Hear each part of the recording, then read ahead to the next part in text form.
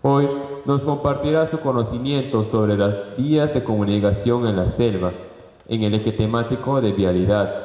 Su tema consiste básicamente en el desafío que supone para los ingenieros civiles comunicar a los pueblos alejados de la selva peruana, creando infraestructura para mejorar las vías de acceso.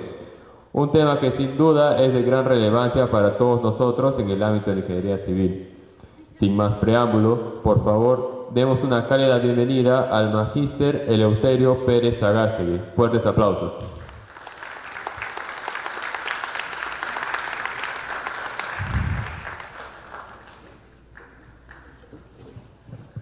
Hola.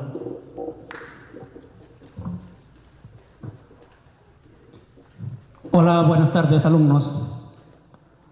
Bueno, ya me presentaron. Soy el ingeniero Eleuterio Pérez Sagástegui, docente de la Universidad Nacional de Ucayali, cajamarquino de nacimiento. Estudié en la prestigiosa Universidad Nacional de Cajamarca. Y bueno, como lo dijo el que me expuso, estudié la maestría en ESAN. Llevo más de 26 años trabajando acá en Ucayali, en esta prestigiosa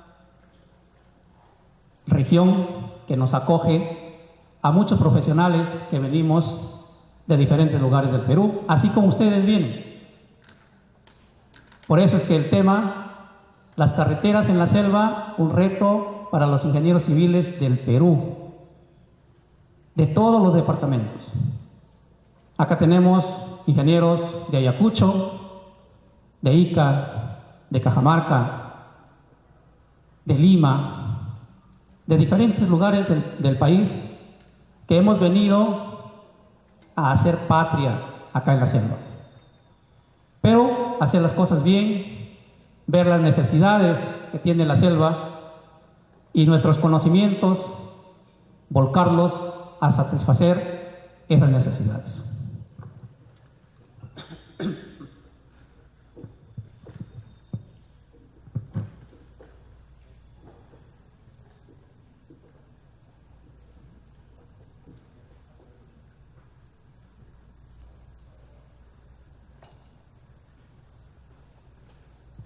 Pasa.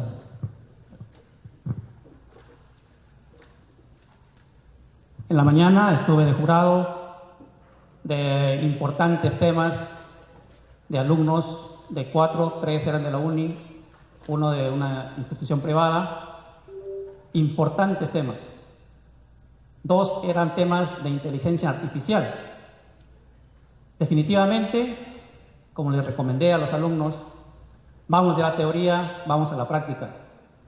Y nosotros acá vamos a exponer lo que es la práctica, lo que significa nuestra profesión, aterrizar en las ejecuciones de las obras.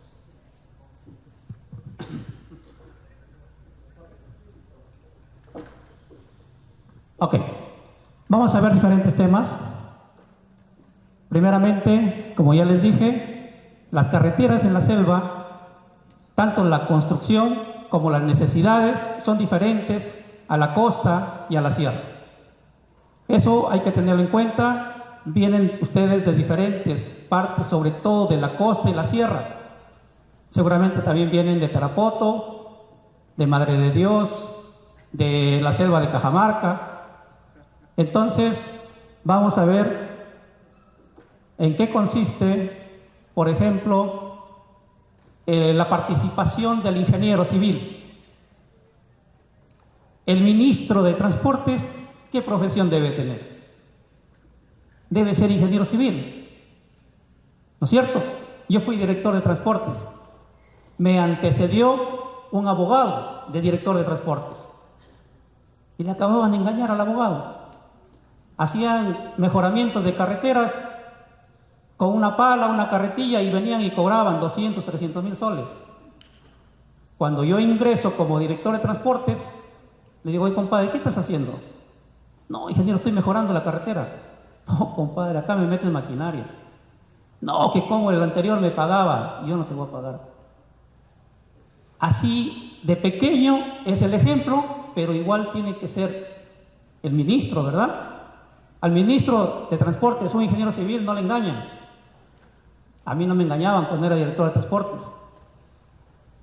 ¿Ok? Entonces, no solamente el ministro, las direcciones generales, Provías Nacional, Provías Descentralizado, todas estas direcciones deben estar a cargo de un ingeniero civil. ¿Y por qué el reto en la selva? ¿Por qué? Porque el presupuesto se genera en estas direcciones. Yo quiero hacer una carretera de 30 kilómetros pavimentar. ¿A dónde tengo que acudir por el presupuesto? A una de estas direcciones.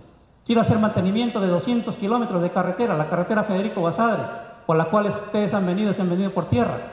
¿A quién tengo que pedir el presupuesto? A una de estas direcciones. Entonces, yo voy a exponerlos, a darles a conocer cómo es la realidad en la selva, para que algún día cuando ustedes ocupen un cargo allá por este ministerio, se acuerden de la selva y tengan una idea de cómo se deben ejecutar las carreteras y cuáles son las necesidades de los pueblos de la selva. ¿De acuerdo? Vamos a tomar un poquito de referencia a los sistemas internacionales, los sistemas viales, por qué se desarrollan los pueblos, las grandes ciudades internacionales y cómo es que toman como ejes de desarrollo las vías. Tenemos, por ejemplo, a España. Sus ejes viales de España se dirigen hacia Barcelona, porque Barcelona es un puerto importante de España. España se caracteriza porque cada una de estas vías que ustedes lo ven son autopistas de 3, 4, 5, hasta 6 carriles de ida y 6 carriles de venida. Con grandes túneles. Nosotros acá, ¿qué hacemos, por ejemplo, para subir para que pase la carretera por un cerro? Hacemos vueltas de subida, vueltas de bajada. En España, ¿qué pasa? Hacen grandes túneles y listo. Pasan a grandes velocidades, camiones de gran tonelaje de carga, y utilizan sus vías de manera eficiente. Eso es el sistema de España. También utiliza la vía férrea, pero no a gran escala. Y de esa manera dinamiza su comercio España. Pero vamos a ver a la China. Estuve en la China en 2 oportunidades, pero en una, sobre todo, estuve 3 semanas, y en el lugar más alejado de la China tenía sistema férreo y carreteras y pavimentadas. Entonces, toda la economía de China se desenvuelve, sus productos se realizan en las zonas más alejadas, cercanas, medianas, donde quiera que se encuentren, tienen salida a los puertos de la China. Todos. Entonces, por eso es que la China se desarrolla.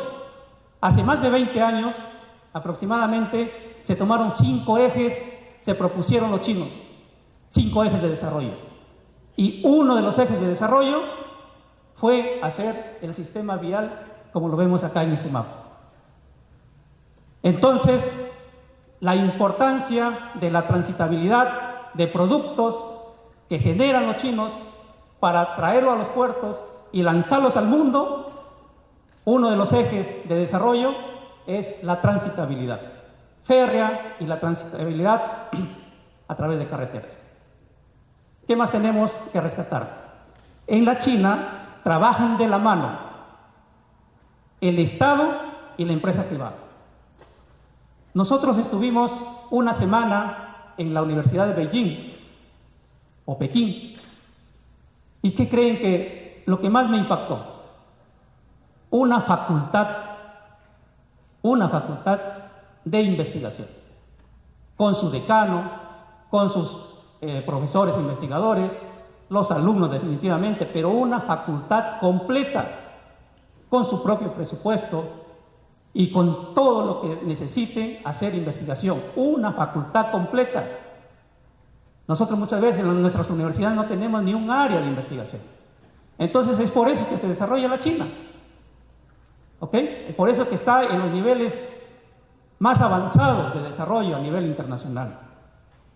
La otra cosa que impactó a nosotros es que visitamos más o menos entre 8 a 10 empresas privadas que se dedicaban a la construcción de vías férreas y de trenes. ¿Y qué creen que había en cada una de esas empresas privadas? Un área de investigación. Todas las empresas que visitamos, claro, visitamos las más grandes, tenían un área de investigación, con aproximadamente 30, 40 personas dedicadas exclusivamente al área de investigación. Esas son las cosas que nos impactaron de esta gran ciudad. Y trabajan en conjunto definitivamente la empresa privada con el Estado. De esa manera se ayudan y hacen el desarrollo tanto nacional como internacional. Ahora, vamos al Brasil. Podemos decir, bueno, pues la China es Europa, era Asia, España es Europa, pero vamos acá cerquita, Brasil. ¿Cómo está interconectada las vías, los pueblos de Brasil? De esta manera, en la selva, ¿no es cierto? Entonces, Brasil también está conectada hacia el Atlántico. Entonces, las vías se dirigen hacia el Atlántico. Los productos de Brasil tienen destino, tienen mercado, porque están conectados por vías terrestres y se dirigen hacia el Atlántico. En Brasil se respetan las áreas protegidas. Muchas veces los ambientalistas nos cuestionan a los ingenieros civiles y nos dicen, no, los ingenieros civiles no pueden hacer carreteras. Personalmente me cuestionaron cuando yo era director de transportes. Lo sustentamos definitivamente y continuamos con nuestros proyectos. Pero eso es importante, la protección de las áreas protegidas. Se conecta a las áreas, a los pueblos más alejados y sobre todo a las familias que viven en fronteras. Nuestro querido Perú tiene una provincia y un distrito totalmente aislado, pero Brasil protege e incentiva para que las familias puedan vivir en las fronteras. Es más, les da facilidades. Eso es lo que podemos rescatar de Brasil. Ahora vemos nuestras vías nacionales. ¿Cómo está la costa? Interconectado, miren, qué bonito. Definitivamente falta mejorar muchas cosas. La sierra también está interconectado con circuitos viales, vías nacionales, departamentales. Tenemos la Panamericana Norte, muy bonito, avanza con una autopista. La Panamericana Sur también. Pero ¿cómo está nuestra querida selva? Bueno, en Madre de Dios tenemos la transoceánica. En Ucayali tenemos la única vía que viene, la carretera Federico Basadre. Más de 100.000 kilómetros cuadrados que tenemos en Ucayali. La única vía que tenemos de ingreso es esta vía, la carretera Federico Basadre. Por lo que los que han venido por tierra conocen esa carretera. Y nuestro querido Loreto no tiene nada. Esa es la realidad en vías nacionales. Y vamos a ver también las departamentales, cómo está nuestra querida selva. Por eso es el reto de los ingenieros civiles, cómo hacer carreteras en la selva y aprovechar los grandes recursos que tiene la selva, que lo vamos a ver más adelante. Situación vial del departamento de Ucayali. Ahí está Ucayali en el mapa del Perú. Y vemos la única carretera Federico Basadre de rojito, la que nos conecta a los departamentos de la sierra y la costa, a Lima sobre todo. Es la única carretera que tenemos acá, y un pedacito por acá que se viene hacia Atalaya.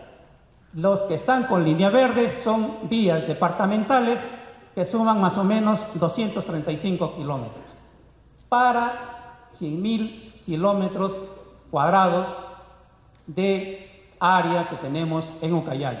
Esa es la realidad. ¿Cómo creen que si se genera un producto acá en Atalaya, por ejemplo, grandes cantidades de terreno, aprovechados por grandes volúmenes de agua, tiene una gran producción de cacao, por ejemplo, ¿cómo lo sacas este cacao que está acá más o menos hacia Lima?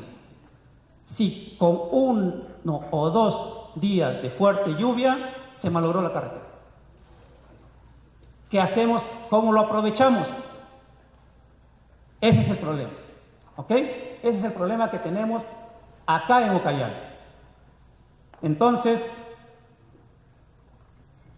además tenemos las vías vecinales, más de 3.000 kilómetros de vías vecinales que las hacen los agricultores, las municipalidades distritales, provinciales, pero estas, algunas están afirmadas un 20%, 80% no están afirmadas.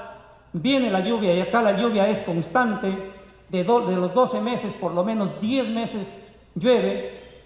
Entonces esas carreteras se malogran. ¿Y cómo sacan sus productos?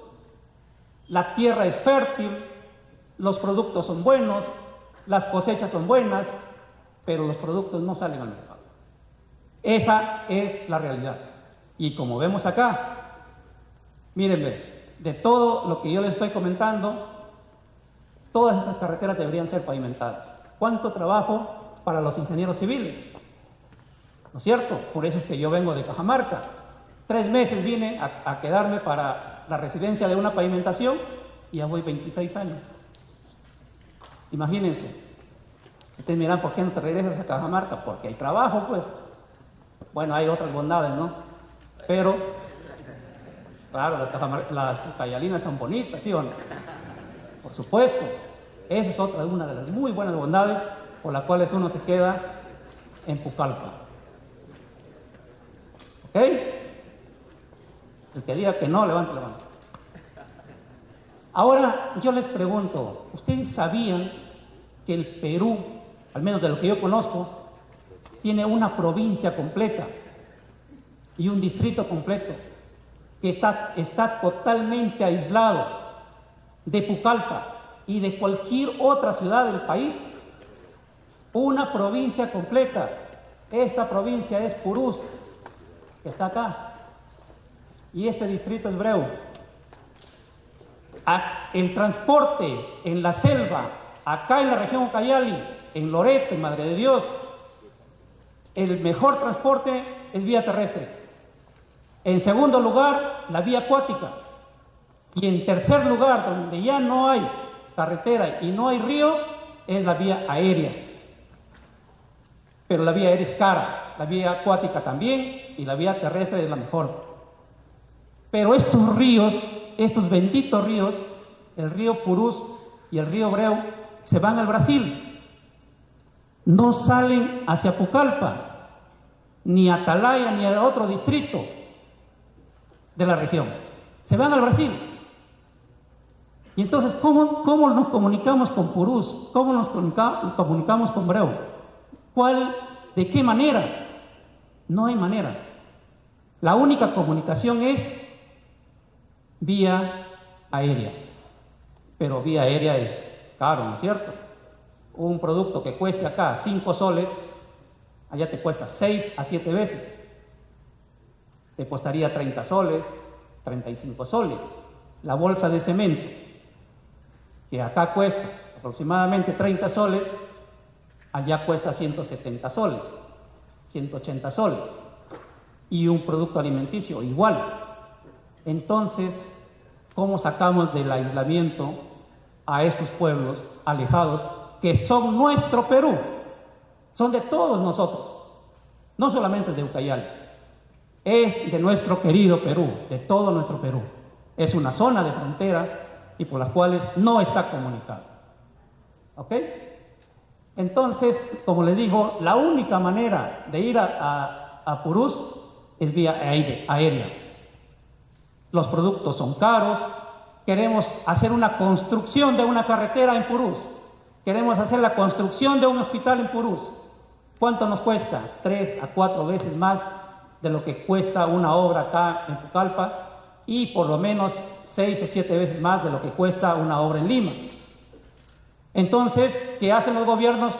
Se hacen los locos, se desatienden y no le hacen caso a esta provincia. ¿Qué pasa si un poblador de una comunidad nativa se enferma con una enfermedad que tiene que atenderse en un hospital regional? Este poblador lo llevan 8 horas por lo menos hasta la capital de provincia y de ahí a esperar algún vuelo que pueda entrar a esta capital de provincia. Por una persona no se va a ir un vuelo. Entonces, muchas veces, la realidad es que esta persona pueda morir en el camino o en el mismo Purus y se regresa a enterrar. Esa es la realidad, yo lo conozco, yo lo he vivido, yo lo he transitado, por eso, con ese conocimiento, yo vengo y les digo que esa es nuestra realidad. Esa es el reto de los ingenieros civiles, sacar del aislamiento a estos pueblos. De igual manera, tenemos a Breu. Breu son varias comunidades nativas que están asentadas en este distrito y muchas veces, no es que muchas veces, siempre están abandonados, no tienen conectividad. ¿Qué tenemos de la selva? Vamos a ver las ventajas de la selva. La ventaja de la selva es que las áreas de terreno son grandes. Yo vengo de la sierra y en la sierra pues nos disputamos 2 hectáreas, el más grande 3 hectáreas y no tenemos agua y muchas veces peleamos por esa tierra. Acá un lote son 10 hectáreas, los más chiquitos. El poblador te dice, sí, quiero vender su lote, mi lote, ingeniero. ¿Y de cuántas hectáreas? 10 hectáreas nomás tiene. Esa es una de las grandes ventajas. La selva tiene áreas de terreno, áreas agrícolas, áreas productivas, en gran cantidad. ¿Ok? Esa es una de las ventajas. ¿Cuál es otra ventaja?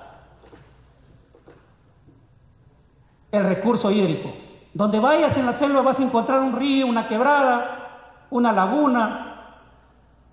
Entonces, esa es otra de las ventajas de que tiene permanentemente agua para que pueda regar las grandes cantidades de terreno de la selva peruana.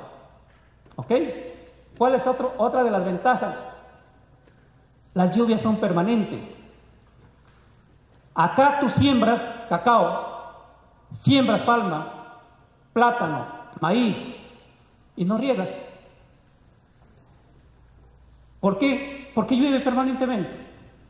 A ver, vamos a la sierra a ver si siembras y no riegas. En la costa peor. Son zonas desérticas. Tienen que embalsar las aguas de la sierra por represas y llevarlas por canales o hacer pozos profundos. Pero acá no. Acá tú siembras y llueve. Es bendecida la selva.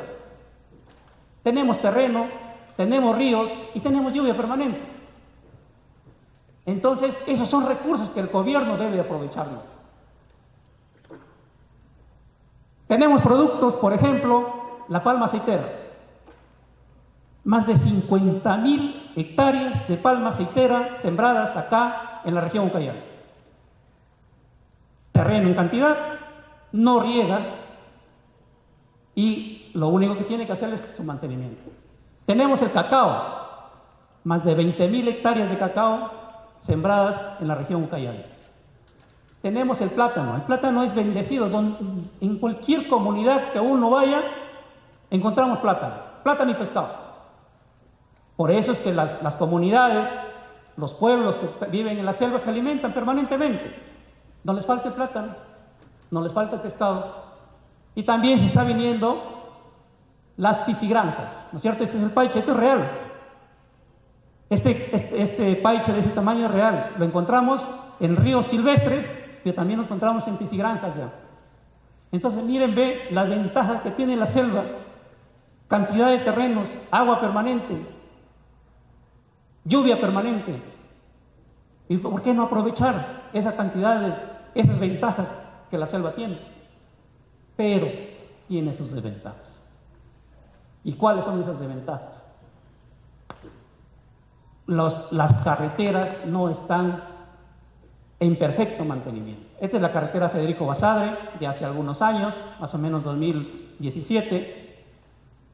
La carretera Federico Basadre, por donde ustedes vienen por tierra, en épocas de fuertes lluvias hay huaicos, sucede que la carretera es socavada, hay derrumbes, hay accidentes, se tiene que trabajar permanentemente.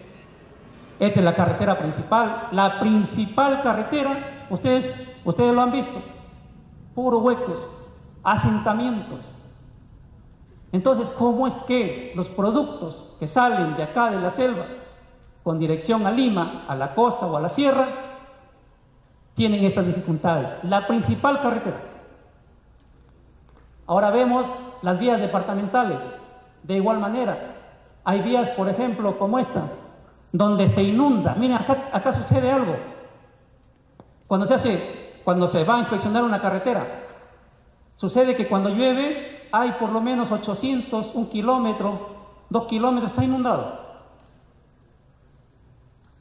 Lo que no sucede en la costa, lo que no sucede en la sierra. Y se inunda por horas, a veces por días. Esas son las carreteras departamentales, ¿no es cierto? O tenemos un suelo bastante limo, arcilloso, que cuando llueve se hace de esta manera, se hace charcos y es difícil. Imagínense que un producto tenga que salir por esta carretera. No se puede.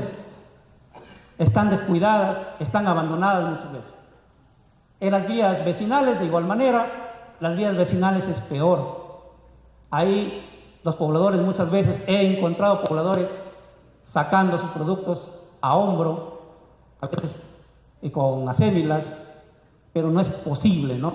Sacar a hombro, imagínense, o a camioneta, con camioneta, pero de una manera muy deficiente. Alternativas de solución. Bueno, pues entonces nosotros los ingenieros no nos podemos quedar mirando las cosas. Vemos las ventajas y vemos las desventajas. ¿Qué tenemos que hacer? Hacer proyectos de envergadura, proyectos que se tengan que cumplir a 10, 20 o 30 años. Nuestros gobernantes no lo van a hacer. ¿Saben por qué? ¿Cuántos años gobierna un gobernador regional? Un alcalde. 4 años. Cuando yo quería hacer proyectos, por ejemplo el puerto de Pucallpa, dijeron, oye Eleuterio, pero eso no la vamos a ver. No lo verás tú, pues, yo soy ingeniero. Cuando yo quería hacer una carretera, proyectarlo a 5 o 6 años, Eleuterio, eso no lo vamos a ver, no lo vas a ver tú, yo soy ingeniero. Yo sí, yo pertenezco al colegio de ingenieros. Mis colegas, mis alumnos, ellos son los que van a aprovechar esas carreteras. Tú no, pues, tú eres gobernante. Y gobernante, bueno, pues a donde sea que vayas, ahí irás, pero nosotros nos quedamos. Entonces, por eso es que planteamos una solución. Veamos, a ver, ¿qué hemos hecho? Como les digo, para repetir, estas son las vías escasas que existen en este momento. Ahorita se están pavimentando dos vías de aproximadamente 60 kilómetros. ¿De cuánto? De 235 kilómetros. 60 kilómetros de pavimentación de 235 no es mucho. Pero eso no es lo que queríamos para la región Ucayali. Queríamos una región Ucayali interconectada. Al menos todos sus distritos deben estar interconectados. Nos juntamos un equipo de ingenieros civiles, visionarios, y dijimos, vamos a hacer algo por la región Ucayali. Y planteamos esto. Todo lo que ven con azul y color, y este color, interconectamos toda la región Ucayali. Pasamos de 235 kilómetros a 1.700 kilómetros. Este es un plan vial departamental, aprobado con resolución ministerial número 763 del 9 de agosto del 2017. 2 años de trabajo para llegar. Los 1.700 kilómetros tuvimos que recorrerlo con GPS diferencial. No podíamos hacerlo de manera satelital. GPS diferencial, recorrimos pueblo por pueblo, trocha por trocha, distrito por distrito, para llegar a los 1.700 kilómetros. Para aprobarlo nos pedían muchos requisitos. Uno de los requisitos que nos pidieron para aprobar en el Ministerio de Transportes fue de que no pasemos por áreas restringidas. Este proyecto no pasa 1 metro cuadrado por áreas restringidas. Conectamos a todos los distritos de la región Ucayali.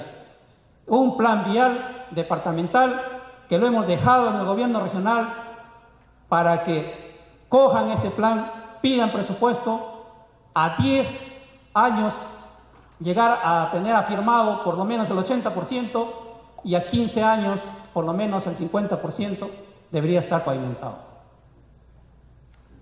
Lo entendió el gobernador de ese tiempo. Lo desentendió el gobernador que le prosiguió. Ahí quedó este plan. Ahora el gobernador de ese tiempo está nuevamente y ya está haciendo algunas vías que van a interconectar algunos pueblos. ¿Quién hizo este plan? Un equipo de ingenieros civiles encabezando este trabajo, trabajando duro, sustentando ante el ministerio para que se apruebe con esta resolución. Estos planes no lo tienen todos los departamentos. Nosotros nos guiamos del plan que hizo San Martín. Ellos nos apoyaron. Pero para aprobar este plan, ¿sabe qué me dijeron cuando yo estuve en el ministerio yo mandaba a mis ingenieros, vaya, sustente. ¿Saben qué me decían? Ingeniero, todo ok. Tuve como 2 semanas en Lima con la ingeniera que revisaba este plan. Todo ok, ingeniero, técnicamente todo ok. Listo, ingeniera, le digo. Ahora quiero mi resolución. No, ingeniero, ahora viene la parte política. ¿Cómo la parte política? ¿Pues ya no está aprobado? No, ahora tiene que venir con sus 6, 8 congresistas a presionar al ministro para que lo apruebe. Le digo que yo tengo 3 nomás. ¿Qué hacemos? El hecho es que hubo influencias y aprobamos este plan. ¿Qué pasa? ¿Cuáles son los objetivos? Conectar todos los distritos, sacar del aislamiento las zonas de frontera y sacar la producción al mercado nacional. Importante, protección de las reservas forestales, coordinación con los madereros formales. ¿Por qué? Porque hay zonas donde hay deforestación por madereros informales y ellos no quieren carreteras. Ellos sí salen con sus camiones, pero no quieren carreteras porque no quieren ser no quieren ser intervenidos ni por la policía ni por forestal. Todas las instituciones entran solo si hay carretera. Y también por erradicación de la coca. Por ejemplo, acá hay coca. Eso se ha detectado. En esa zona hay coca, pero no hay carretera. Entonces, ¿cómo erradicar la coca? Vía aérea, que cuesta, ya hemos dicho, 6 a 8 veces más de que si hubiera carretera. Pero en las zonas que ya hay carretera, la coca se va retirando. Entonces también beneficia a la erradicación de la coca. Vamos a ver, miren, ve, acá 1.700 kilómetros de carreteras. Vamos a ver hechos reales. Vamos a ver una muestra pequeñita. ¿Cómo es que haciendo carreteras hemos ayudado a ciertos pueblos? Y eso se puede replicar a todos los 1.700 kilómetros. Por ejemplo, acá hay una comunidad nativa que se llama Santa Rosa. Producción de plátano. El mejor plátano, nos dijo la PepsiCo. El administrador de la PepsiCo, de la Pepsi-Cola, que hacen chifles, nos dijo que el mejor plátano que ellos habían encontrado estaba en esta comunidad. Pero ¿cómo sacaban sus productos? Vía acuática. Más o menos 12 horas. Y cuando el río baja, es más difícil. Entonces, tenían muchos problemas para sacar su plátano hasta Guaitía, a la vía nacional, y de ahí sacarlo a Lima. Entonces, la PepsiCo nos dijo, quiero una reunión con la comunidad y con un representante del gobierno regional acá en Santa Rosa. Yo digo, bueno, ¿yo qué tengo que ver con chifles, no? ¿Qué tengo que ver? Yo soy ingeniero civil. Pero el gobernador me dijo, no, tienes que ir. Él no quiso ir. Ok, nos fuimos y él dijo, bueno, señores de la comunidad, yo estoy comprando plátano a ustedes, pero de manera intermediaria. Ahora quiero comprarles directo.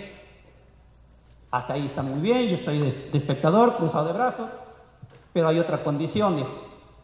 Necesito el mantenimiento de la carretera que sale hacia la vía nacional de manera permanente, los 12 meses del año, porque yo quiero sacar plátano los 12 meses del año.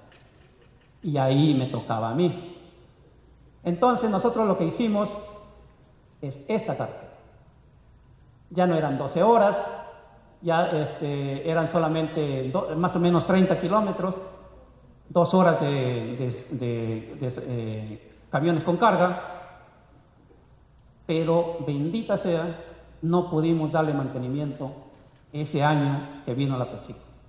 Porque yo le dije, pues señor, le digo, mira, a ver, yo te muestro otras comunidades, y te hago carreteras y entra ahí y compra su plátano. Te muestro lugares más cercanos, más alejados. No, me dijo, demuéstrame acá primero y después vemos los demás. Si tú me tienes esta carretera con mantenimiento permanente todo el tiempo, yo compro todo el plátano y es más, doy asistencia a la población para mejorar el plátano. Es más, doy asistencia en salud a la población. Nosotros nos venimos a trabajar a cambio, directamente, ya sin intermediarios, pero garantízame esto. Bueno, ese año no lo hicimos después, pero la PepsiCo se retiró. Pero no hay problema, que se retire, no hay problema. El plátano sigue saliendo. El plátano sigue saliendo por una buena carretera, porque de ahí en adelante no lo dejé. El mantenimiento fue permanente, pedí presupuesto, y de tal manera que esta carretera ahora es viable. Y la comunidad sigue sacando su plátano. Ese es un ejemplo. Vamos a ver otro ejemplo. Más abajo de Santa Rosa, el Valle Sion. El Valle Sion es rico en plátano, en cacao, pero también ¿en qué? En coco. ¿Por qué? Porque no llegaba el alcalde, no llegaba la policía, no llegaba nadie. Y donde no llega nadie, hay coco. Esa es la realidad, acá en la selva. Entonces, nos propusimos hacer esta carretera, más o menos de 20 a 23 kilómetros, para llegar a este valle. ¿Y qué pasó? Hicimos la carretera. Cuando hacemos la carretera, bendita sea, ahora sí llega el alcalde. Ahora recién llega a conocer el bendito Valle Sion. Ahora llega la electrificación. Cuando nos vamos por la carretera, ahí sigue la electrificación. Si no hay carretera, no hay electrificación. Al menos aquí en la selva es así. Luego llega el Ministerio de Agricultura a dar charlas de cacao, de plátano, ya se hacen presentes y dar facilidades. ¿Por qué? Porque ya está la carretera. Antes de la carretera nadie llegaba. Yo me fui. Le dije a la autoridad, yo quiero ir a tu pueblo. Hasta la mitad de la carretera llegué. No pude avanzar porque llovió y nos atollamos. Cuando está la carretera, llega la dirección de educación. ¿Se dan cuenta? Ahí recién llega. ¿Y cómo llegaba la profesora? La profesora llegaba por río. Llegaba en marzo y salía en julio. Luego entraba en agosto y salía en diciembre. Esa es la realidad acá en la selva peruana. Llega el saneamiento, agua y desagüe. Entonces empezó a desarrollarse. ¿Y qué desapareció? La coco. Hacen más cantidad de terrenos de cacao, más cantidad de terrenos de plátano, incluso la palma aceitera. ¿Por qué? Porque ya hay una bendita carretera que se realizó bien hecha y se da mantenimiento de manera permanente. Eso es lo que hicimos como muestra para esta gran región. Eso se puede replicar para los 1.700 kilómetros y la región empieza a desarrollar. ¿De acuerdo? Entonces, ¿quiénes lo hicieron? Lo hicimos los ingenieros civiles. Tomamos retos. Imagínense 1.700 kilómetros de carreteras departamentales. ¿Cuánto trabajo para los ingenieros civiles? Carreteras, alcantarillas, puentes. Acá hay grandes ríos de 100, 120 metros de longitud de puentes. Ahí me decían, tú estás loco, ¿cómo vamos a hacer un puente por ese río que ayer yo había venido de la China? Pues había venido de España. En la China hacen un puente de 2 pisos. Por el primer piso pasa el tren y por el segundo piso pasan los autos. Entonces para mí ya no era novedad. Entonces va a haber gran cantidad de trabajo cuando las autoridades nacionales y regionales se propongan hacer estas carreteras y conectar a los pueblos. Acá conectamos a Abreu. Y yo avancé, miren, toda esta parte verde avanzamos y nos quedó esta parte. Faltaron 3 meses y el gobernador me dijo, Eleuterio, hasta acá llegaste. Y si no, lo llegábamos a Abreu. Salimos, nadie más lo sigue. Entonces, va a venir el rector de la UNI, ¿verdad? Viene jueves. Viene con propuesta para Ucayali. Yo quisiera decirle, esto nomás, rector, si usted llega a ser alguna autoridad algún día, haga esto. Son planes reales, son planes ejecutables, son planes que se hacen los ingenieros civiles. ¿Y por qué lo hago?